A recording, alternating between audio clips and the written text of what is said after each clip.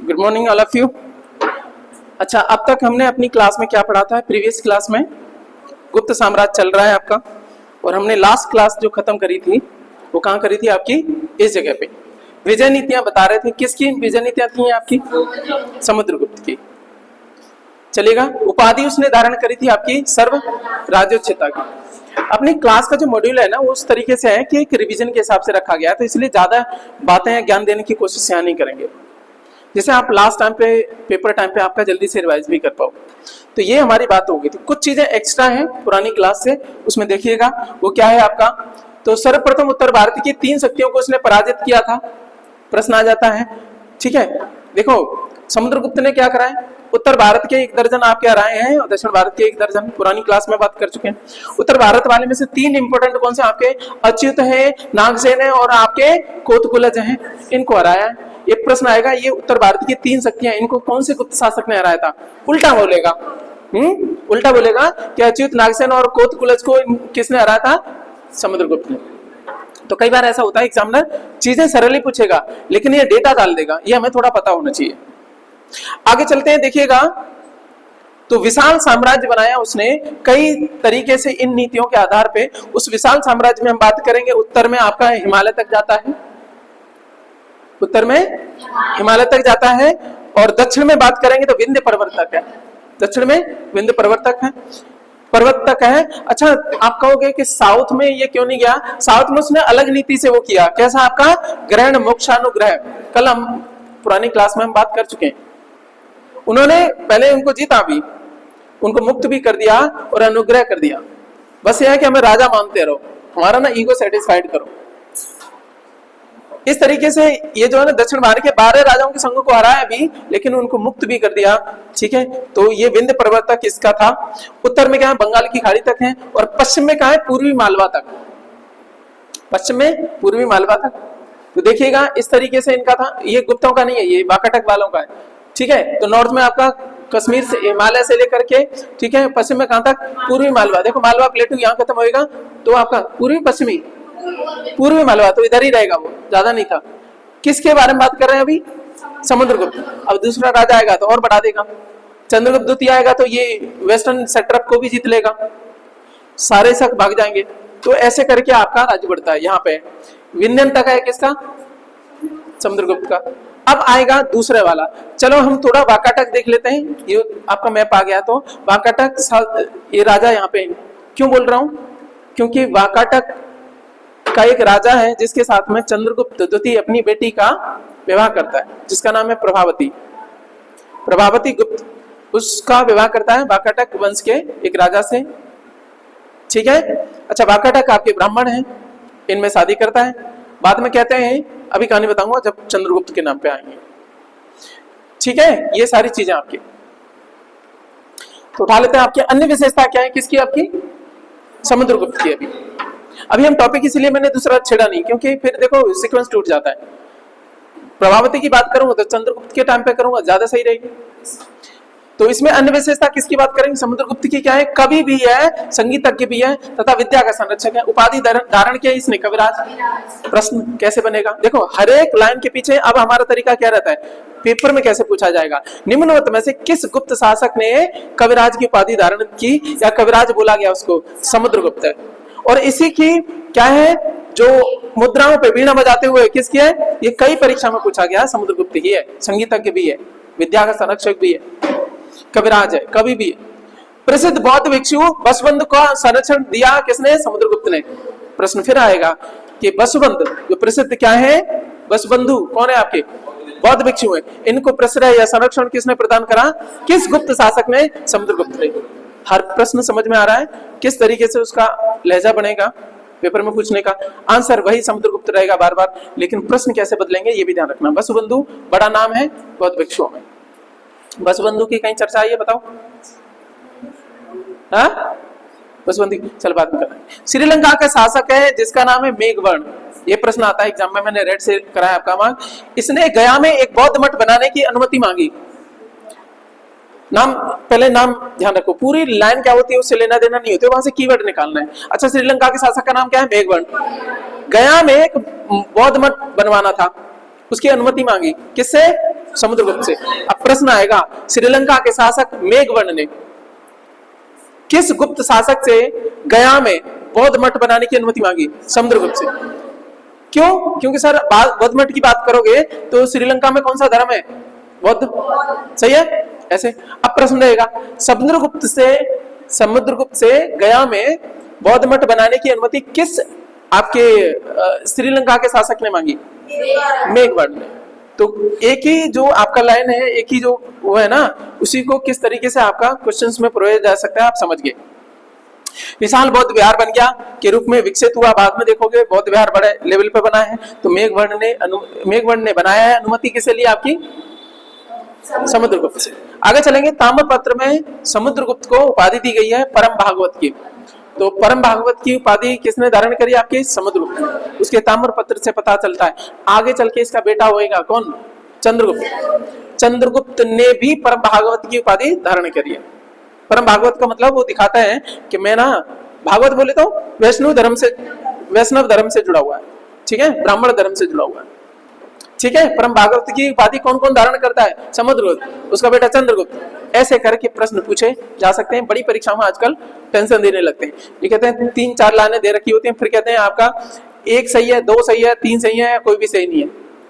अब जो है ना, अच्छा बात करेंगे बड़ी परीक्षाएं जैसे आपके यूपीएससी वगैरह में, उसमें पैटर्न बदल गया। पहले एलिमिनेट कर पाते थे लोग, अब सीधा बोल देता है ये बताओ पहला सही है या दूसरा सही है? कितने से? 2 सही है, पहला दूसरा नहीं, 1 सही है, 2 सही है, 3 सही है। उसने आप करो काटो, उसका पैटर्न ही बदल दिया उसने, ठीक है। तो ये ध्यान रखना, ये सारी बातें सही हैं। बस बंधु को संरक्षण दिया। मेघवर्ण ने अनुमति मांगी और परम भागवत की उपाधि और कविराज की उपाधि, ये इसके बारे में सही है। समुद्रगुप्त के बारे में पढ़ने के बाद में तुरंत वापस लौटा करो। बताया था ना क्या बनना है आपको? बाजीराव। उसकी क्या थी टेक्निक? आगे बढ़ता था, सही है, काटा कुटी खूब तेज करता था। 2 धारी तलवार थी, दोनों तरफ से काटता था वो, दोनों तरफ से पहनी थी उसकी तलवार। चलो अब आ जाते हैं सर आपके, जिसके बारे में हम चर्चा कर रहे थे, वेट करते हैं। उसका नाम है चंद्रगुप्त द्वितीय और उसकी उपाधि है विक्रमादित्य और उसकी उपाधि है परम भागवत भी है। हाईलाइट करी गई है आपकी विक्रमादित्य। विक्रम का मतलब विजेता, आदित्य पराक्रम दिखाने वाला, पराक्रम का योद्धा। चलिए हम बात करेंगे, पराक्रम का सूर्य भी कह सकते हैं। चंद्रगुप्त द्वितीय विक्रमादित्य समय बताया गया 375 से 415। सर टेक्निकली बात करें, RS शर्मा कहते हैं, आपका एंशिएंट हिस्ट्री लिखी है आपने, रामशरण शर्मा, बहुत बड़ा नाम है एंशिएंट हिस्ट्री की, उसमें वो डेट लिखते हैं 380 से लेकर के 412। तो जब जहां विवाद है तो टेंशन नहीं लेनी, फालतू का करना नहीं, मोटा मोटी ध्यान रख लेना। लगभग 380 से लेकर के लगभग 412 लगभग में काम चलता है, फिर आगे पीछे बढ़ा लो 2-4, उससे कोई फर्क नहीं पड़ता, ठीक है सर। जब इतिहास में कंफर्म नहीं है तो हमें कोई टेंशन लेनी, ठीक। वो लगभग में पूछेगा। अच्छा ऑप्शन में डालेगा भी तो कहेगा 500 से 800, वो उल्टे ऑप्शन डालेगा, तो आपको ध्यान रखना है लगभग 380 से 412 लगभग में डाल लेना। आगे बात आ गई, एक पुस्तक थी हम पहले कर चुके हैं, देवी चंद्रगुप्तम। कौन सी पुस्तक है?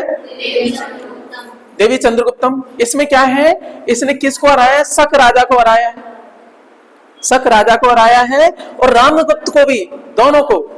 शक राजा को हरा करके या मार करके साथ में लगे हाथ किसको मार दिया? रामगुप्त को भी मार दिया। उनकी तुम भी इस लायक नहीं हो, कायर हो तुम। दोनों को मारकर उसकी विधवा से, किसकी विधवा से? रामगुप्त की विधवा से, यहाँ अंडरलाइन कर दिया है, से विवाह किया है। प्रश्न रहेगा किस गुप्त शासक ने शकों को हराया प्लस रामगुप्त की हत्या कर, अपने बड़े भाई की हत्या करके उसकी विधवा से यानी ध्रुव देवी से विवाह किया? आंसर है आपका चंद्रगुप्त द्वितीय, ठीक। जो बेटा किसका है? समुद्रगुप्त का। अच्छा इसकी विजयों का उल्लेख कहाँ देखने को मिलता है? आपका उदयगिरी गुहालेख में। उदयगिरी आपके कहाँ पे? आपके उड़ीसा वाले क्षेत्र में है, हम पहले ही बात कर चुके हैं। इंडिया का मैप ऐसे करके है तो उड़ीसा वाले एरिया में आपका उदयगिरी पर्वत श्रृंखला पड़ती भी है। तो उदयगिरी गुहालेख, अच्छा उदयगिरी गुहालेख में एक और है, हाथी गुम्फा भी वहीं पे है, उदयगिरी की पर्वत श्रेणियों पर ही है वहीं पे। तो यहाँ पे हमारी बात होगी, कालक्रम की दृष्टि से मथुरा का स्तंभलेख पहला प्रामाणिक गुप्त लेख है। प्रश्न आएगा सीधा उल्टा कर देगा, मथुरा को करो हटाओ। प्रश्न कहेगा कालक्रम की दृष्टि से कौन सा स्तंभलेख, इसकी जगह पे आंसर वो चाहिए तो इसको हटा दो, इसकी जगह पर तो कौन सा स्तंभलेख पहला प्रामाणिक गुप्त लेख है? आंसर है मथुरा का स्तंभलेख। प्रश्न कैसे बनता है आप समझ रहे हो ना चीजें। चलिए दिल्ली में अब इसका जो संबंध देखने को मिलेगा, दिल्ली में कौन सी जगह बात कर रहे हो, मेहरौली, वहां पे क्या है, कुतुब मीनार। दिल्ली में मेहरौली जो जगह है ना, वहां पे क्या है आपका, कुतुब मीनार है, और वहीं पे है एक आपका लौह स्तंभ। क्या है, ठीक है, ओके। पर खुदे अभिलेख का चंद्र जो है ना, उसके बारे में बताया जाता है कि कहीं न कहीं वो क्या है, चंद्रगुप्त द्वितीय है। हालांकि अभी भी कंफर्म नहीं हो पाया है। कई इतिहासकार कहते हैं कि इसकी जो विशेषताएं बताई जाती हैं और वो जो चंद्र है उसके कालानुक्रम में भी थोड़ा अंतर पाया जाता है। लेकिन फिर भी जो है ना, जीएस का मतलब क्या होता है सर आपका, जनरल स्टडी का मतलब जो सर्वमान्य है, सर्वमान्य नहीं मतलब ज्यादातर लोग मानते हैं। तो ज्यादातर में यही माना जाता है कि ये जो चंद्र है कहीं ना कहीं क्या है, चंद्रगुप्त द्वितीय ही है। क्या मैं समझा पा रहा हूं? इतिहास अभी भी कंफर्म नहीं है, केवल चंद्र लिखा हुआ है वहां पे। ठीक, कुछ लोग कहते हैं कि नहीं जी बहुत पुराना है। तो इतनी बात समझ में आ गई, तो ये हमारी बात हुई। जो कुतुब मीनार है असल में ये आपकी विष्णु स्तंभ हुआ करता था। ये फिर से मैं बात कर रहा हूं, दिल्ली सल्तनत के लोग आए, कौन था आपका, कुतुबुद्दीन ऐबक वगैरह, उन्होंने ये बनवाई। उससे पहले वास्तव में देखा जाए तो ये क्या था आपका, विष्णु स्तंभ। ऐसा इतिहास में आर एस शर्मा की जो बुक है उसमें भी आपका लिखा हुआ है। बाद में इसको काटाकुटी करके बनवा दिया गया, वहां से प्रेरित होकर के। कुतुब मीनार जो कहाँ है आपका, दिल्ली में। ये क्या हमारा वर्ल्ड हेरिटेज साइट भी है, पता है ना आपका। चलो तो उसमें नहीं जाना है फिलहाल, जो भी बातें हो रही हैं हमने बात बता दी। इतनी बात होगी आपकी। अभी क्लास खत्म होगी तो अपन रिवाइज भी करेंगे, बस इतना ध्यान रखो, पहली बार इन्फॉर्मेशन जा रही है। अब चलिए बात करते हैं किसकी, साम्राज्य विस्तार इसने कैसे करा, किसने, चंद्रगुप्त द्वितीय।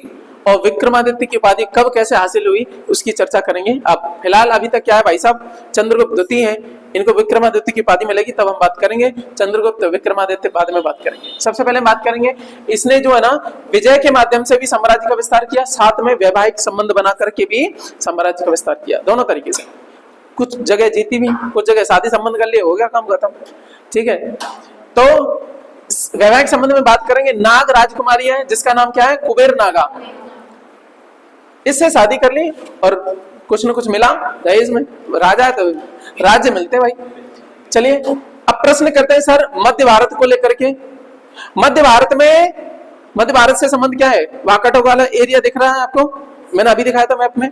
चलो वहीं पे पुत्री प्रभावती का विवाह कर दिया, ये तो खुद का है, पुत्री का करा, आगे करेगा पुत्र का भी करेगा, सारे हैं क्या परिवार ही है ना, उनके विवाह अलग अलग करके क्या एरिया बढ़ा लिया।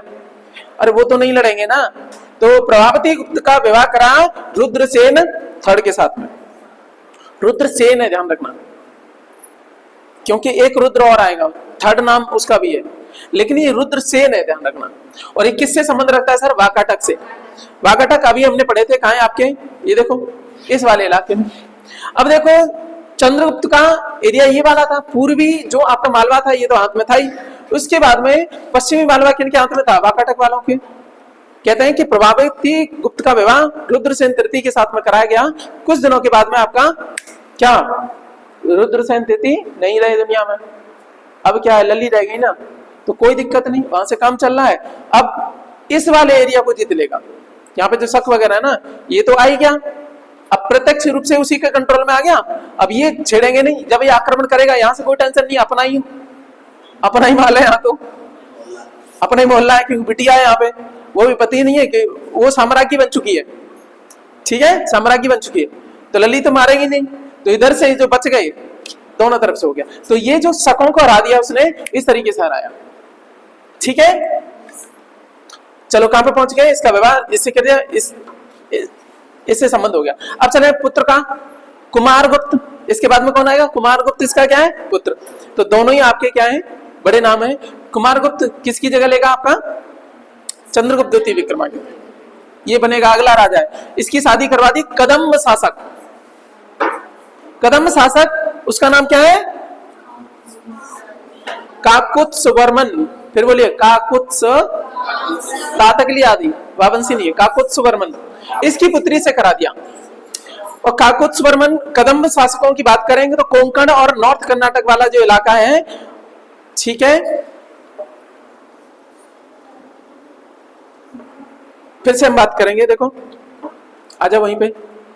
तो कदम्ब शासक कहाँ है आपके? नॉर्थ कर्नाटक और कौन सा? कोंकण वाला इलाका, गोवा कोंकण, हाँ वाला। यहाँ पे कदम्ब है, यहाँ के वाकाटक है, यहाँ लली व्याध है, यहाँ लला आ गए। मेरी बात समझ आ रही है? हालांकि ललीला ऑकवर्ड है, पर आपको समझाने के लिए ये लोकल लैंग्वेज आपका यूज करते हैं, ठीक है। सुनो, यहाँ पे लड़का है आपका कोंकण क्षेत्र और नॉर्थ कर्नाटक, यहाँ पे कदम्ब शासक हैं। देखो मैप में भी याद रहेंगे, फिर आपको रटना नहीं पड़ता है। हम रियलिस्टिक बातें भी कर रहे हैं। हिस्ट्री ज्योग्राफी जब दोनों मिल जाते हैं तो चीजें और बढ़ जाती हैं। दो सब्जेक्ट को साथ में मिलाकर कोशिश कर रहा हूं मैं, उससे आपका कनेक्शन बढ़ जाता है। अदरवाइज क्या है, ज्यादातर हिस्ट्री के टीचर मैंने देखे वो क्या करते हैं आपके, ये हुआ, एक राजा आया हुआ, भाई तुम हवा में क्यों बता रहे हो, थोड़ा यहाँ पे हाथ रख लो तो समझ में आए सामने वाले का, वो हमेशा के लिए याद रहेगा। कदम शासक यहाँ पे, यहाँ वाकाटक है, क्लियर हो रहा है। ऊपर आपके गुप्त चल ही रहे, यहाँ पे बेटा है तो आपका एरिया और भी बढ़ रहा है। अब कदम शासक है ना काकोत्स वर्मन, उसकी पुत्री से करा दिया, कोई दिक्कत है यहाँ तक? ये कदम शासक, यहाँ पे भी संबंध हो गया, तो एरिया बढ़ रहा है कि नहीं बढ़ रहा है इनका?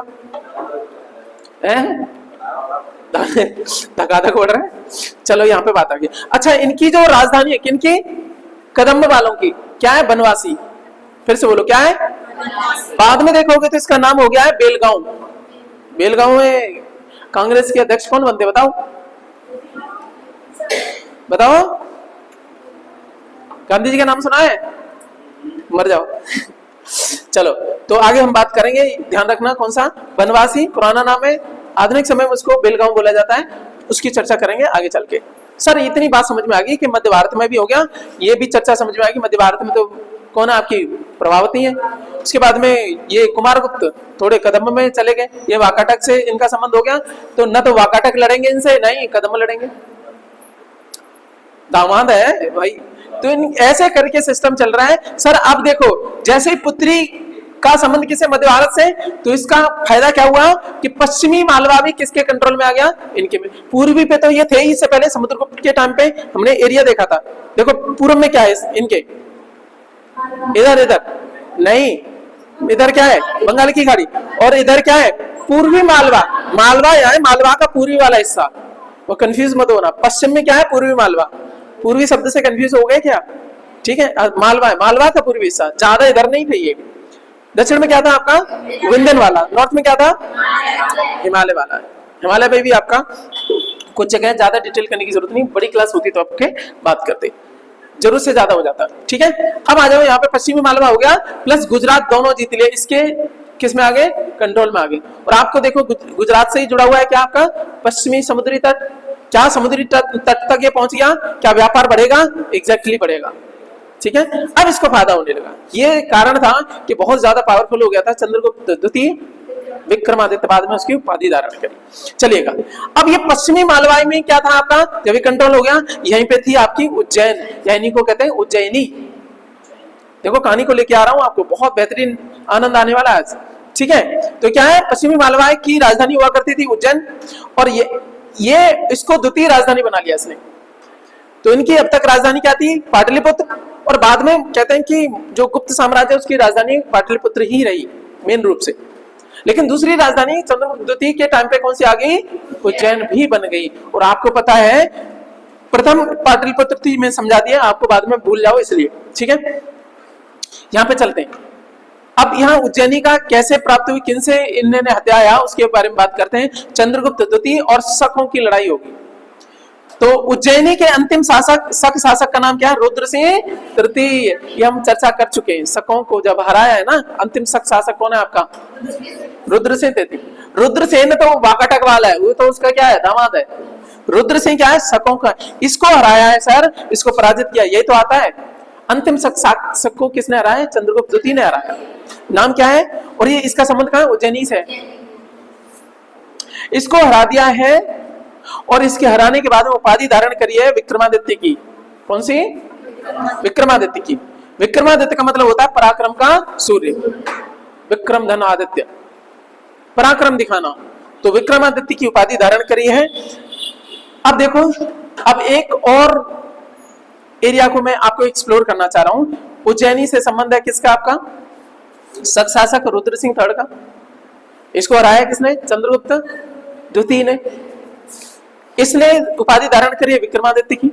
अब देखो यहां से बहुत बड़ा मिथ तोड़ूंगा, आनंद आएगा आपको पढ़ने के बाद में। क्या सुलझोगे आप? बस देखते जाओ, ठीक है। क्लास के बाद में उसको रिवाइज करेंगे। चलो यहां तक बात समझ में आ गई। अब आपको लिंक करवाता हूं कुछ चीजें। भारतीय अनुश्रुतियां उसे क्या कहती हैं आपके, उसे किस रूप में स्मरण करती हैं? सकारी के रूप में। सकों का अरि, अरि माने दुश्मन। तो प्रश्न हो गया सकारी कौन है आपका? चंद्रगुप्त द्वितीय भी है। अब रुक जाओ, अभी थोड़ी रिसर्च और चलेगी इसमें, ठीक है। यहां तक बात आ गई, इसको हम बाद में करेंगे, पहले बढ़ जाते हैं आगे कि इसी उज्जैनी से संबंध है एक और विक्रम का। विक्रम सेन नाम है उसका, उसको भी उपाधि थी सकारी की, सकों का राय है। कंफ्यूजन कहां होता है? कुछ किताबें लिखने वाले गड़बड़ कर देते हैं, कभी कुछ कोई कर देता है। आज के बाद में कंफ्यूज नहीं होगे। नाम है विक्रम सेन और इसके भाई का नाम है भर्तरी। क्या नाम है? राजा भर्तरी की कहानी खूब हमारे बुजुर्ग सुनाते हैं, समझ में आ रही है ना। तो रुक जाओ, अभी संबंध बैठवाता हूं। विक्रम सेन है, उनके भैया क्या है? भर्तरी। और इनके पिता है कौन आपके? गंधर्व सेन। गर्दभ सेन कई जगह पे नाम देखा है इनका, गंधर्व सेन या गर्दभ सेन एक ही बात है। उनको गर्दभ विद्या आती थी। नाम क्या है इनका? गंधर्व सेन। मेरी बात समझ में आ रही है ना। गंधर्व सेन को हरा दिया था। अच्छा, इनकी पत्नी है वीरमती, ये जैन साध्वी है, समझ में आ रही है ना। कौन है? वीरमती। इनसे पैदा हुए दो बच्चे, कौन? विक्रम सेन और आपके भर्तरी। चलो यहां तक बात समझ में आ रही है। असल में क्या था कि गंधर्व सेन को हरा किसने दिया था? एक शक शासक है जिसका नाम है नाहपान। क्या नाम है? नाहपान। और कहते हैं राजा को मार दिया था, किसको? गंधर्व सेन को। तो गंधर्व सेन के दो आपके विश्वसनीय व्यक्ति थे जिनका नाम है विष्णुदत्त जो कि मंत्री थे, और दूसरे हैं आपके वीरभद्र जो कि सेनापति थे। कहानी फिर से समझना, अभी मैं रिकॉल करवा दूंगा, पहले इंफॉर्मेशन ले लेते हैं। नापन शक शासक है, इसने हरा दिया था, मार दिया था एक्चुअली। तो ये विष्णुदत्त इन दोनों भाइयों को लेकर के कहां चले गए? जंगल में, वीरमती वगैरह को लेकर के। 20 साल के बाद में फिर से आक्रमण करता है विक्रमसेन, नाहपन को हरा देता है, शकों को हरा देता है, सकारी की उपाधि ये भी धारण करता है, इसको भी सकारी बोला जाता है, ठीक है। और विक्रमादित्य की उपाधि पहली बार कोई धारण करता है तो यही करता है। तो जितनों ने बाद में विक्रमसेन, बाद में विक्रमसेन ही क्या कहलाया? विक्रमादित्य। तो पहला कौन है आपका? यही विक्रमादित्य है। बाद में तो इसकी उपाधियां धारण करते हैं। चंद्रगुप्त द्वितीय विक्रमादित्य असल में नहीं है वो, क्योंकि शकों को हराता है उसी भांति हराता है, तो विक्रमादित्य की उपाधि धारण करता है। अच्छा, ये जो विक्रमसेन है ये है आपका 57 बीसी का, 57-58 बीसी का, तब की बात हो रही है, तब हराता है। और इसी ने विक्रम संवत क्या करा? इसका स्थापना करी, विक्रम संवत की, ठीक है। विक्रम संवत पहली बार किसने इनॉग्रेट करा? तो विक्रमसेन ने करा। सर आपको और डीप लेके जाऊंगा, अभी रुक जाओ। कहते हैं कि ये जो गंधर्व सेन था ये किसका बेटा था? देवराज इंद्र का। ये देवताओं से जोड़ दिया यहाँ, इसलिए मैंने चीजें छोड़ दी यहाँ पे बात समझ में आ गई। चलो फिर से हम बात करते हैं, कहानी कहां तक समझ में आई कि अभी शाकाहारी किसको बोला जा रहा है? चंद्रगुप्त द्वितीय विक्रमादित्य को। तो इससे हमें याद आया इसने विक्रमादित्य की उपाधि धारण करी है, तो क्यों करी है? कोई हुआ है, किसी से तुलना की जाती है ना, तो ये तुलना कर रहा है। विक्रमादित्य बोला गया विक्रमसेन को जिसका भाई भर्तरी है, और ये किन के बेटे हैं दोनों? गंधर्व सेन के। उनकी माता का नाम है वीरमती। अच्छा, गंधर्व सेन के जो दो मंत्री हैं, क्या नाम? एक तो सेनापति है, एक मंत्री है। वीरभद्र क्या है? सेनापति। और आपका विष्णुदत्त क्या है? आपके मंत्री है, ठीक है। अब ये यहां तक कहानी चल रही है। शक शासक नापन आता है, इसको मार देता है गंधर्व सेन को। इतनी बात समझाई। विष्णुदत्त क्या करते हैं भाई? जो आपके जो लॉयल आपके वो होते हैं ना, आपके मंत्री वगैरह, वो हमेशा रक्षा करते हैं रॉयल ब्लड की। तो इन दोनों भाइयों को लेके चले जाते हैं जंगल में, खूब प्रैक्टिस करते हैं। जगह जगह की सेनाओं को ये इकट्ठा करता है कौन? विक्रमसेन सेना इकट्ठा करता है, और बाद में 20 साल बाद में आक्रमण करता है और नाहपन को मार देता है। नाहपन को मार देता है, कुल मिला के क्या है? फिर से आपका उज्जैनी में जीत जाता है। इसी जीत के उपलक्ष्य में वो विक्रम संवत शुरुआत करता है, ठीक है। अब यहां तक बात समझ में आ गई। तो हम आगे कहां पहुंचे आपके? इतनी बात खत्म हो गई। चलो, वो तो हमारी लिंकिंग थी कहानी। मैंने क्या बोला कि विक्रम संवत की स्टार्टिंग किसने करी सर? आपके यही विक्रमसेन ने। विक्रम का नाम यही है। फिर आप बात करोगे सर कि आज के समय में जो स्टार्ट होती है वो कम से मानी जाती है, तो बीच में गुप्त आ गए थे, उन्होंने गुप्त संवत शुरू कर दी थी 319-20 में। हाँ, कई जगह 319 है, कई जगह 320 है, तो हम मान के चलेंगे 319-20 में गुप्त संवत शुरू हो गई थी। किसने शुरू करी थी? चंद्रगुप्त फर्स्ट ने शुरू करी थी। ठीक है, यहां तक होगी। अब समय आ गया सर इसका, किसका? चंद्रगुप्त द्वितीय का। और जब वो किनको अंतिम शक शासक, बताओ जल्दी से, रुद्र से तृतीय को हराता है, तब एक दो काम करता है। एक तो विक्रमादित्य की उपाधि धारण करता है, और प्लस जो 57 बीसी में स्टार्ट हुई थी क्या, विक्रम संवत, उसको लागू करता है। इसने स्थापना नहीं करी। दोनों क्लियर करे मैंने कंसेप्ट? कितनी भी किताबों ऊपर नीचे पढ़ लेना, बहुत दिक्कत होती है। अब ऐसा क्या है, इससे कैसे संबंध हो गया? इसने उसको लागू करा सर।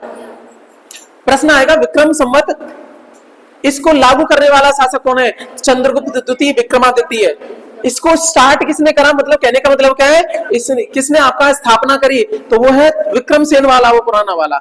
दोनों में अंतर समझ में आया? तुम्हें कैसे पता रहेगी कि इसने जो, इसीलिए 57 बीसी वाला उठाया, क्योंकि उसी का टाइटल भी इसने ले लिया, विक्रमादित्य की उपाधि धारण करी। विक्रमादित्य असल में कौन सा था? 57 बीसी वाला, गंधर्व सेन का बेटा, वीरमती का बेटा। समझ में आई बात? उसने हराया नागपण को, और इसने किसको हराया? रुद्र सेन तृतीय को। क्या सुलझ पाए आप?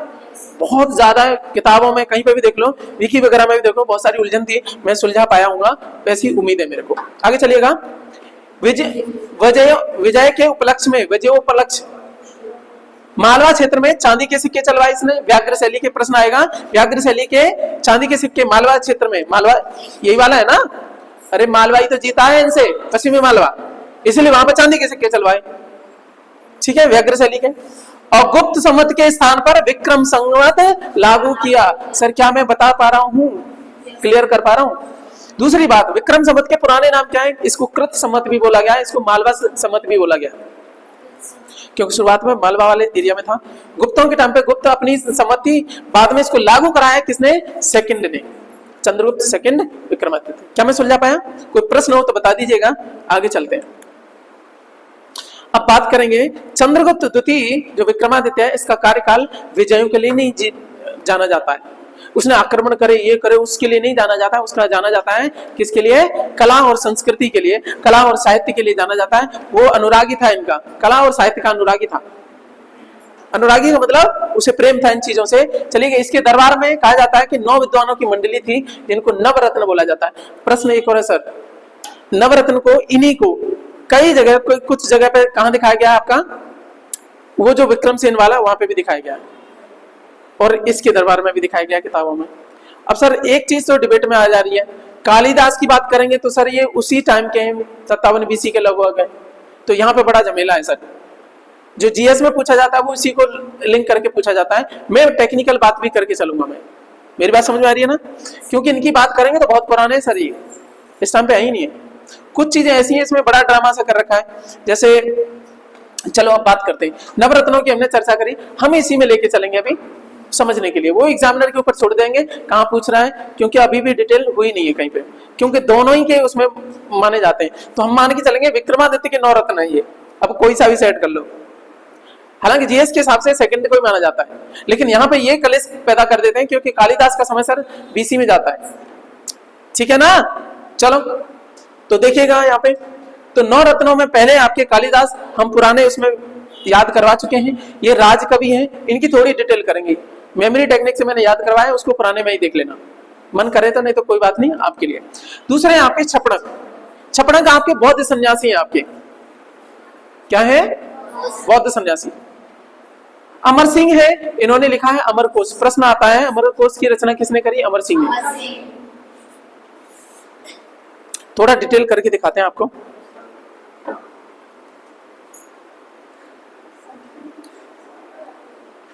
दिख रहा है आपको? देखिएगा, बौद्ध सन्यासी हो गए अमर सिंह, अमर कोश लिखा है। और पंडितों की माता किसको बताया गया है? अष्टाध्यायी को। अमर सिंह को पंडितों का पिता भी बोला जाता है कई बार। पंडितों का मतलब क्या है यहाँ पे? वो कास्ट नहीं सर, जो विद्वान है उनके पिता बोले जाते हैं, क्योंकि उन्होंने बहुत बड़ा आपका कोर्स लिखा है अमर कोश। इसमें हर वो जानकारी देने की कोशिश की गई है, जैसे एनसाइक्लोपीडिया होता है ना, वैसे ही उस टाइम पे सब चीजें मिल जाती थी अमर कोश में। ठीक है, उस टाइम पे जितनी फेमस थी यार, वो वाली बात कर रहे हैं। शब्दकोश आपके डेवलप होते रहते हैं, अपडेट होते रहते हैं। पंडितों की माता अष्टाध्यायी को बोला जाता है। आगे चलते हैं। आपका शंकु कौन है? आपके नीति शास्त्री हैं, नीतिज्ञ हैं। इन्होंने एक ग्रंथ लिखा है भुवना अभ्युदय अभ्युदम भुवना अभ्युदम भुवनाभ्युदम। अब जोड़ लो उसको, भुवनाभ्युदम। यह है शंकु का नीति शास्त्री है। और नीति के बारे में बात करते हैं। वेताल भट्ट हैं, धर्माचार्य हैं। कौन है आपके? धर्माचार्य हैं। धर्म के बारे में इनको सिखाते हैं बहुत सारी चीजें। और एक जो बचपन में आपने कहानी सुनी होगी, वेताल पंचवटी इन्होंने लिखी है। वेताल पंचवटी, विक्रम और वेताल की कहानी सुनी है। ये विक्रम यही विक्रमादित्य है और वेताल भट्ट ये वेताल है। ये धर्माचार्य धर्म को सिखाते हैं कहानियों के माध्यम से। कुछ याद आया बचपन का? ये वही वेताल भट्ट है, बड़ा नाम है ये। उसको भी बड़े जो ना सलीके से सिखाते हैं। तो राजा से कहते हैं कि देख, तूने बीच में कोई प्रश्न करा मैं छोड़ दूंगा, मैं पेड़ पर चढ़ जाऊंगा। ऐसे करके कहानियां बड़े प्यारी है। ये नॉलेज बढ़ाती थी। आजकल जो है ना बच्चा पढ़ कम रहा है सर, ये दुख की बात है। आने वाले समय में जो ना नॉलेज आपकी कम होती जा रही है, आईक्यू लेवल कम होता जा रहा है। बच्चों को बचपन से ही आपके फोन थमा दे रहे हैं ना बच्चे, अपना वो छोड़ने के लिए। कैसे? जो बड़े लोग हैं ना कि भाई बच्चा रो रहा है, ले मेरी क्लास खत्म हो। आपने क्या कर दिया? उसको पंगु बना दिया ब्रेन से। सर तुम कहोगे हमारा बच्चा ना मोबाइल चला लेता है। सर एक स्किल आ रही है तो 10 जा रही है। मैं वो बात नहीं कह रहा हूँ स्किल नहीं आ रही है, उसकी ज्यादातर स्किल खराब हो रही है। आंखें चली जाएंगी सर, कोमल आंखें होती हैं, रेडिएशन से चली जाती है बहुत सारी चीजें। 10-12 साल तक तो मोबाइल देना भी नहीं चाहिए, क्योंकि उसको जो ना फाउंडेशन उनकी जो ना नींव मजबूत नहीं होगी। यूट्यूब पे तो सब कुछ आ जा रहा है ना, सोशल मीडिया कुछ भी परोस रहा है। आप उनको सॉफ्टवेयर खाली दिमाग है कुछ भी जाएगा सर, फिर रोक लो तुम, क्या होगा? समझ आ रही बात? तो पहले सॉफ्टवेयर तो डालो उनमें अपना वाला, फिर चेंज नहीं आएंगे। फिर तुम कहते हो ये आपका रिस्पेक्ट नहीं करते हैं, सॉफ्टवेयर खराब है इसका मतलब। चलेगा। वेताल भट्ट की हमारी बात हो गई। तो इन्होंने वेताल पंचवटी लिखा है, पंचवती। आगे चलिएगा। घट करपर है, कई जगह खट करपर भी बोला गया है, कई जगह पे घट खरपर भी बोला गया है। और मैं भूल गया इनके चित्र दिखाता सबके। संस्कृत विद्वान है और अनुप्रास यमक में इनको महारत हासिल थी। घट करपर कहते हैं कि कोई विद्वान चैलेंज इन्होंने रखा कि अनुप्रास अलंकार और यमक में कोई हरा दे तो मैं उसके लिए आजीवन घड़े भरूंगा। घड़े भरने का मतलब क्या है? उसके घर पे ना पानी भर के करूंगा।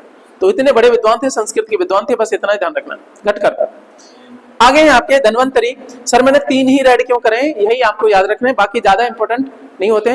मन करे तो सारे कर लेना, हालांकि मैंने याद करवा दिया। धन्वंतरी आयुर्वेद के आपके क्या है? आपके वैद्य हैं। आयुर्वेद के भगवान भी माने जाते हैं। कोई बड़ा काम करता है आयुर्वेद की फील्ड में तो कहते हैं ये धन्वंतरी की उपाधि दी जाती है। धन्वंतरी की बात करें तो ये पुत्र हैं धन्व के, और धन्व कौन है? वो पुत्र हैं काश के। अब ये काश कौन है? जिन्होंने काशी की स्थापना करी। कहां पहुंचे आपके? काश एक राजा है जिन्होंने काशी की स्थापना करी। उनके बेटे धन्व पैदा हुए और धन्व के बेटे कौन है आपके? धन्वंतरी। कहा जाता है कि धन्वंतरी 14 रत्नों में से थे। समुद्र मंथन हुआ, थोड़ी आप अलाउ करेंगे तो मैं थोड़ी बात बताऊं। समुद्र मंथन होता है और उसमें कितने रत्न निकलते हैं? 14 रत्न निकलते हैं। उनमें से एक धन्वंतरी भी थे। तो देवताओं के बाद में आए, तो इसलिए बोला गया इन देवताओं के बाद में आए तो आपके देवता तो नहीं रहे। तो उन्होंने बोला कि ऐसे कैसे होगा मेरे साथ में, ये तो गड़बड़ होगी। तो उन्होंने बोला कोई बात नहीं, आप जन्म लोगे लेकिन महापुरुष बनोगे और आप इनको ये जो आयुर्वेद है ना उसको 8 खंडों में विभाजित करोगे। तो उनको भगवान भी बोला गया बाद में। तो वो 14 रत्न कैसे थे? समुद्र मंथन हो रहा है, एक तरफ देवता है, एक तरफ असुर दानव। दिति अदिति के दोनों के पुत्र हैं। दिति के दैत्य कहलाए, अदिति के क्या देवता कहलाए। इस तरीके से 2 माताएं। समुद्र मंथन हो रहा भाई, लड़ाई सी हो रही है। उसमें निकला है श्री रंभा विश्वारुणी अमीय शंख गजराज धन्वंतरी धनु धैन तरु मणि मयंक और बाज। 14 के 14 रत्न हो जाते हैं। इतना उसमें गाने के उसमें बोलते हैं श्री रंभा विश्वारुणी अमीय शंख गजराज धनुवंतर धनु दैन तरु मणि मयंक और बाज। देखो श्री माने लक्ष्मी निकली, विष्णु जी ले गए। रंभा देवता ले गए, रंभा बोले तो अप्सरा निकली। विष निकला, अब यहाँ कलेश होगी। तीसरे नंबर पे आ गया जय, सारे देवता हिल गए। अब बुलाया गया महादेव को, ठीक है। दोनों ने विष धारण करा, तभी से वो क्या कहलाए? नीलकंठ कहलाए। ठीक है। पार्वती ने आकर के उनको गले को रोका है, जैसे करके वो कहानियां जो भी श्री रंभा विश्व वारुणी अमी, अमी बोले तो अमृत, अमृत निकला तो देवता ले गए। अमी है शंख, शंख निकला, 5 जन शंख जो है ना, जो भी है विष्णु वाला, पता नहीं कौन सा है विष्णु का, सॉरी मुझे नहीं पता, एग्जैक्टली नहीं पता, ठीक है। और उसके बाद में शंख गजराज ऐरावत हाथी निकला, इंद्र ले गए। धनवंतरी आए, धनवंतरी देवताओं के आपके क्या है वैसे, धनवंतरी धनु कामधेनु आई, उसको भी देवता ले गए। परेशान है बेचारे यार, राक्षस यार, सारी मेहनत कर दिया। और उसमें से भी देखो जो आपका जो नाग है ना, जो वासुकी नाग है ना, भगवान शिव वाला ही, सुमेरु पर्वत है उस पे जो है ना लपेटा गया। फण की तरफ कौन लगाए, राक्षस, पूछ की तरफ देवता लगे। बड़े चालू है यार ये, हैं? वो विष से कमजोर होते जाते, दिमाग ही नहीं चल रहा। बस बोले तो यहाँ पे ये सर ये प्रतीकात्मक है सारी चीजें, ये सुट्टे मारते रहते हैं, उनका दिमाग आधा चलता रहता है। ये विष है, छोटे छोटे कहानियां थी प्रतीकात्मक। ये देवासुर संग्राम है ना, कुछ सिंबॉलिक है, बहुत सारी चीजें। क्या हो गया, धनवंतरी धनु धेनु, अरे सॉरी बीच में धनु आया, धनु बोले तो धनुष, वो कौन ले गए आपके, विष्णु ले गए। धनु धेनु, धेनु काम धेनु, तरु तो कौन सा, कल्प तरु, धेनु तरु। श्री रंभा विश्व वारुणी, श्री रंभा विश्व वारुणी, वारुणी बोले तो शराब, शराब दे दी थी किनको, राक्षसों के। अमीय शंख गजराज धन्वंतरी धनु धेनु तरु मणि, मणि बोले तो आपकी वो कामंतक मणि मिली है, बाद में कृष्ण को मिल जाती है ना, कृष्ण लीला देखिए ना, बाद में उनके पास में मणि। मयंक, मयंक कहते हैं चंद्रमा, चंद्रमा शिव जी के उस पे। और बाज, बाज बोले तो घोड़ा, घोड़ा किसके, सूरज, सूरज के पास में घोड़ा है, ठीक है। इस तरीके से आपके ये मैंने कहानी बताई, हालांकि इतनी जरूरी नहीं थी, फिर भी चलो। धनवंतरी के बारे में समझ में आ गया। ये क्या है, आयुर्वेद वाले हैं, ये संबंध रखते हैं, ये नवरत्नों में थे। वरामिहिर, वरामिहिर बड़ा नाम है सर, फिर से हम बात करेंगे। ये गणतज्ञ हैं, ज्योतिषी भी हैं, और विष्णु स्तंभ भी बनवाया था, अभी मैंने बात करी थी, कौन सी वाली, मेहरुली में ही, वही जो कुतुब मीनार है विष्णु स्तंभ हुआ करता था, वहीं पे है आपका कौन सा वाला, लौह स्तंभ भी है। इन सब का संबंध किससे, आपका इन्हीं से। गणतज्ञ भी हैं, ज्योतिषी भी हैं। इन्होंने विक्रमादित्य के बेटे की मृत्यु की घोषणा भी इन्होंने कर दी थी, घोषणा नहीं कहेंगे उसको, कहेंगे आपका भविष्यवाणी भी करी थी। ये आपके वरामिहिर, बड़ा नाम था, ठीक है। इन्होंने बोला था पृथ्वी कैसी है, गोल है, लेकिन एक गलती इनसे भी हुई है, इन्होंने पृथ्वी को गतिमान नहीं बताया, इन्होंने बोला ये आपकी स्थिर है, ठीक है। चलो कोई बात नहीं, फिलहाल मानते हैं कि बड़ा विद्वान है, बड़ी चीजें हैं, इन्होंने कई चीजें लिखी हैं जो गणित में आज भी पढ़ी जाती हैं। वररुचि के बारे में बात करेंगे। ये क्या है, वैयाकरण है सर, व्याकरण नहीं, मैंने लिखा वैयाकरण, व्याकरण का विशेषज्ञ उसको बोलते हैं वैयाकरण। काव्यकर्ता भी हैं, काव्यकर्ता हैं, काव्य लिखते हैं, और ये इनका बिल्कुल एकदम से आपके माने जाते हैं, किसकी शैली पे चलते हैं, ये आपके किन की तरह काव्य करते हैं, तो कालिदास की तरह काव्य करते हैं, ठीक है। चलिएगा, तो 2 हैं बड़े नाम यहाँ पे, तो सारे मैंने करा दिए, याद हमने पहले ही कर लिए पुरानी क्लास में, तो याद नहीं करवाने, डिटेल हमने करा दी इसमें। चलिए समस्या कोई, कुछ चीजें जान लेते हैं। उज्जैनी और पाटलिपुत्र विद्या के प्रमुख केंद्र बन गए चंद्रगुप्त के टाइम पे, क्योंकि पाटलिपुत्र तो उनकी राजधानी थी, उज्जैन भी दूसरी बना ली, दोनों जगह पे विद्या हो रही है, और यहीं पे मिले ये बहुत सारे, कालिदास वगैरह भी उज्जैनी में मिले सर, यहीं से संबंध रखते हैं, उज्जैनी में आ गए थे। हालांकि इनका संबंध कश्मीर वगैरह से भी बड़ा, रामायण के तो रिलेट ही नहीं कर सकते आपको। सचिव वीरसेन सेव और सेनापति आम्रकारदव, ठीक है, आम्रकारदव, ये क्या है, बौद्ध है। ऐसा माना जाता है कि इसको ऐसा राजा है जिससे बहुत ज्यादा फर्क नहीं पड़ता है कौन से धर्म से हो, बस काम कर रहा है। अच्छा, अच्छी बात है, राजा अभी ड्रामे नहीं करे। चंद्रगुप्त सेकंड का कार्यकाल जो है ना, ब्राह्मण धर्म के चरमोत्कर्ष का कार्यकाल माना जाता है। प्रश्न आएगा कौन से गुप्त शासक का कार्यकाल जो है ना, ब्राह्मण धर्म के चरमोत्कर्ष का समय माना जाता है, तो आंसर है आपका चंद्रगुप्त सेकंड का। अब यहीं पे बात करेंगे 399 में, इसी के टाइम पे बड़ा इंपॉर्टेंट प्रश्न आता है, चीन यात्री फायान आया, किसके टाइम पे आया, चंद्रगुप्त सेकंड या चंद्रगुप्त द्वितीय विक्रमादित्य के समय पे आया।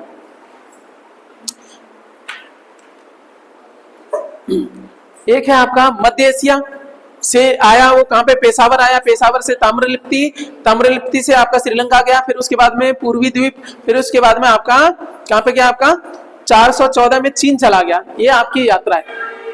फायान की बात कर रहा हूँ। कहां से आया? मध्य एशिया से। मध्य एशिया, सेंट्रल एशिया में बात करी। फिर कहां पहुंचा वो? पेशावर। पेशावर आपके पाकिस्तान में पड़ता है। फिर कहां पहुंचा वो? ताम्रलिप्ति। तो भारत का ये एरिया है। ताम्रलिप्ति पड़ता है सर बंगाल में, पश्चिम बंगाल में ताम्रलिप्ति। वहां पे तांबे का आपका प्रोडक्शन हुआ करता था। ऐसे करके हमने बात करी। फिर श्रीलंका गया। ये फायान कहां पे गया? श्रीलंका भी गया। वहां से पूर्वी द्वीपों से होते हुए ऐसे इंडोनेशिया वगैरह ये सब से होते हुए फिर अपने देश में चला जाता है। इस तरीके से आता है। यहाँ से एंट्री मारता है, ऐसे घूमते घूमते इंडिया में गया, फिर यहाँ से गया, यहाँ से जाते जाते वापस चला जाता है। हमारी बात होगी।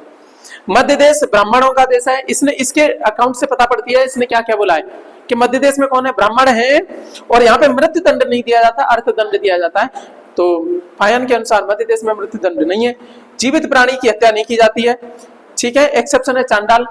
यहाँ पे जीवित प्राणी की हत्या नहीं की जाती है। यहाँ के लोग प्याज, मांस, मदिरा, लहसुन इत्यादि का सेवन नहीं करते हैं। एक्सेप्शन क्या है? चांडाल लोग हैं, वो आपके ये सब करते हैं। क्रय विक्रय में कौड़ियों का प्रयोग होता है। फायन के अनुसार आपके गुप्त काल में किसका यूज होता है? कौड़ी का। कौड़ी के भाव बेचे जाएंगे। कौड़ी आपका मुद्रा हुआ करती थी। पाटलिपुत्र, अशोक का राजमहल देख करके इसने क्या बोला था? ये पाटलिपुत्र पहुंचा। फिर इसने अशोक का राजमहल देखा और इतना सरप्राइज होगा, वो कहता है ये देवताओं ने बनाया होगा। तो सरप्राइज हो गया था ये चीनी आदमी। ठीक है, चीनी ग्रंथों में भारत को क्या बोला जाता है? यिन्तु बोला जाता है। सर कितना ध्यान रखना है कि ये वाली लाइन ध्यान रखनी है। अब डिटेल में क्या है सर, ये नाम याद रह जाए। ठीक है, इस स्लाइड में देखो ये वाली लाइन ध्यान रखनी है, वो चीनी यात्री वाली ध्यान रखनी है। और तीसरी बात क्या है कि आपका चीनी ग्रंथों में भारत को क्या बोला जाता है? यिन्तु। क्या बोला जाता है? हिंदू नहीं, यिन्तु। ठीक है, आगे चलते हैं। अब आ गया इसका बेटा कुमारगुप्त। कुमारगुप्त आ गया। इसने उपाधि धारण करी महेंद्रादित्य की। चलिए 415, यहाँ बात करें 412, यदि वो डेट माने तो लगभग 415 से 455, कुछ जगह पे 454 भी दे रखा है। तो कोई कलेश नहीं लेनी है दिमाग में, बस इतना रखना है कि ज्यादा फर्क नहीं पड़ रहा है, मोटा मोटा टाइम ध्यान रख लो, आगे पीछे होएगा ये। ऐसा माना जाता है कि चंद्रगुप्त के बाद में सीधा कुमारगुप्त नहीं आया था, बीच में आ गया था कौन? आपका गोविंद गुप्त। और आपको पता है ये किसका? आपका ध्रुव देवी और रामगुप्त से पैदा हुई थी ये संतान। कौन है आपका? गोविंद गुप्त। हालांकि ज्यादा काम का है नहीं, इसलिए गोली मारो उसको हटाओ। बस मेरे को चर्चा दिलानी है कि डायरेक्ट नहीं आया था कुमारगुप्त। तो इसके बीच में कुछ दिन के लिए शासक बनता है कौन? गोविंद गुप्त। हालांकि जनता मानेगी नहीं, क्योंकि उसका बाप ही क्या था? कायर था, इसलिए नहीं माना गया। चले आ गया कौन? कुमारगुप्त, क्योंकि इसका जो पिता है वो है ना शासी वाला। चलेगा। इसने किसको हराया? इसने किसको हराया था? इसने नहीं, मतलब इसके पिता ने, चंद्रगुप्त ने शकों को हराया। तो भाई सीधी सी बात है, ऐसी चीजें आपके ज्यादा जनता को पसंद आती हैं। कुमारगुप्त प्रथम के समय सर्वाधिक गुप्तकालीन अभिलेख प्राप्त हुआ। प्रश्न आएगा किस गुप्त शासक के समय पे गुप्तकालीन अभिलेख ज्यादा प्राप्त हुए? तो कुमारगुप्त फर्स्ट के टाइम पे। फिर रहिएगा, जैसे कुछ उदाहरण में बिलसण है, बिलसण अभिलेख है, करमदंडा अभिलेख है, मंदसौर अभिलेख है। मंदसौर की अभी बात करेंगे, एमपी में पड़ता है। मंदसौर अभिलेख इंपॉर्टेंट है आपका। इसको कई बार मंदसौर अभिलेख का संबंध कुमारगुप्त से भी है, और कई जगह इसको यशो जो धर्मन है ना, यशोधर्मन, यशोधर्मा या यशोधर्मन, उससे भी लिंक करके माना जाता है इसको। इसमें क्या है? सुव्यवस्थित शासन का वर्णन है। मंदसौर अभिलेख में क्या है? कुमारगुप्त के टाइम पे शासन सुव्यवस्थित था, उसका वर्णन कहाँ है? मंदसौर अभिलेख में। ठीक है, इसको जो है ना, चलिएगा ओके। मंदसौर अभिलेख को कई बार प्रशस्ति भी बोला जाता है, मंदसौर प्रशस्ति भी बोला जाता है, जो किसने लिखी थी? वत्सी भट्ट ने लिखी थी। फिर से हम बात करेंगे। मंदसौर प्रशस्ति का संबंध किससे है? कुमारगुप्त फर्स्ट से है। मंदसौर प्रशस्ति किसने लिखी? वत्सी भट्ट ने लिखी। तो कई बार वो प्रशस्तियां बहुत पूछ ली हैं। कौन सी वाली? हरिश्चंद्र ने कौन सी लिखी है? समुद्रगुप्त वाली प्रयाग प्रशस्ति, वो पूछ ली है। अब नया प्रश्न डाल दे तो हर साल क्या होगा सर? पेपर पढ़ेगा कि नहीं?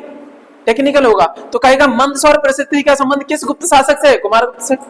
किसने लिखी? वत्सी भट्ट ने लिखी। बस इतना ध्यान रखना सर। आगे चलते हैं। गुप्त वंश के दो शासकों ने अश्वमेध यज्ञ कराए, सर समुद्रगुप्त ने और कुमारगुप्त ने। ठीक है, हम पहले भी चर्चा में दे चुका हूं, हालांकि फिर नोट में डाल दिया जिससे हमें याद रहे। कौन से दो गुप्त शासक हैं जिन्होंने अश्वमेध यज्ञ कराए? तो पहला तो समुद्रगुप्त है, और दूसरा कौन है आपका? कुमारगुप्त फर्स्ट है। इतनी बात समझ में आ गई। यहाँ देख लीजिए, यहाँ पे एक कंसेप्ट लेके चलते हैं। मध्य भारत में रजत सिक्कों का प्रचलन किया किसने? आपके कुमारगुप्त ने, मध्य भारत में। उसके बाद में आपके इसने गरुड़ के स्थान पे मयूर आकृति पृष्ठभाग में कार्तिकेय छापाए। प्रश्न आएगा कि मध्य भारत में किस गुप्त शासक ने आपके सिक्के शुरू करे चांदी वाले? कुमारगुप्त ने।